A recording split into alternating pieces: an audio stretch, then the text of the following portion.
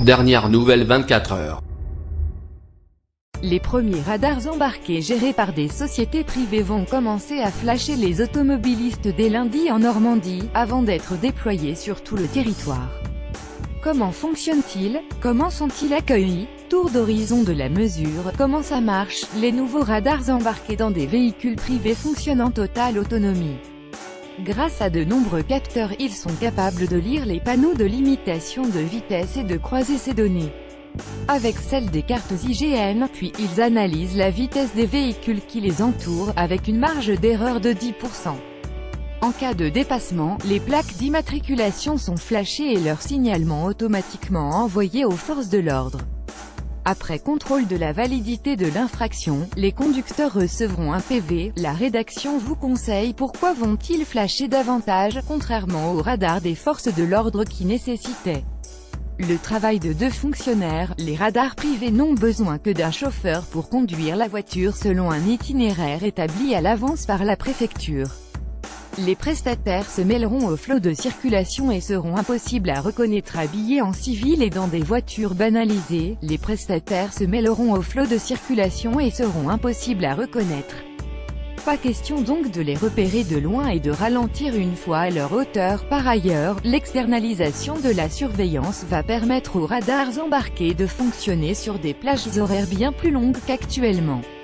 Selon le ministre de l'Intérieur, Gérard Collomb, aujourd'hui, les radars embarqués dans des véhicules de police et gendarmerie ne fonctionneraient que 1h13 par jour en moyenne. Avec l'ajout de sociétés privées, ce temps pourrait passer à 8 heures par jour. Plus de temps sur la route et donc plus de contraventions, celle-ci pourrait passer de 2 millions à 12 millions par an, soit 2 milliards d'euros supplémentaires pour les caisses de l'État. Où sont-ils déployés? Actuellement, 383 véhicules des forces de l'ordre, répartis sur tout le territoire, sont équipés de radars embarqués. À partir de ce lundi, ils seront donc rejoints par 26 véhicules privés, déployés pour une phase de test en Normandie, dans le département de l'Eure, mais il ne s'agit que d'une première étape. À l'horizon 2019, toute la France devrait être couverte par plusieurs centaines de ces radars privés, expliquent les responsables de la sécurité routière dans Le Parisien. Pourquoi ça coince? Après les radars fixes, les radars de chantier, les radars mobiles ou les radars tronçons, les radars embarqués, qui plus est privés, font grincer des dents les associations d'usagers de la route.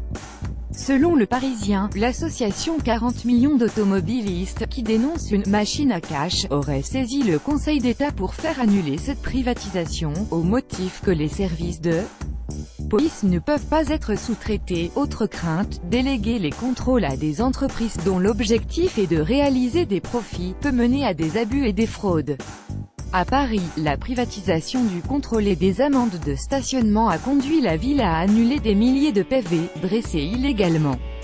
Face à ces critiques, la sécurité routière se veut rassurante, expliquant que les chauffeurs privés ne seront pas payés au nombre de PV.